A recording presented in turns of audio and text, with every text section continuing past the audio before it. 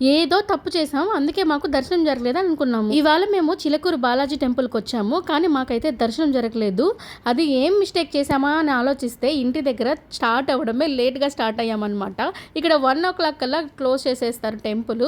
ఇవాళ 1:15 వరకు ఉండింది, కానీ మేము ఇక్కడ ట్రాఫిక్లో స్ట్రక్ అయిపోయామన్నమాట కార్ పార్క్ చేసే దగ్గర. దానివల్ల మేము లోపలికి వచ్చేసరికి 1:10 అయిపోయింది. ఆల్రెడీ క్యూలో ఉన్న వాళ్ళని అక్కడ వరకు ఆపేశారు. మేము వెళ్ళేసరికి మొత్తం క్లోజ్ అనమాట. అందుకని మేము చేసేది ఏం లేక ఇక్కడ స్ట్రీట్ షాపింగ్ ఉంటే అది చేసేసి మళ్ళీ రిటర్న్ అయిపోయాము. మాతో పాటు మా రిలేటివ్స్ కొంతమంది వస్తే వాళ్ళైతే చకచక ముందు దర్శనానికి వెళ్ళిపోయారు. వాళ్ళకైతే దర్శనం జరిగింది.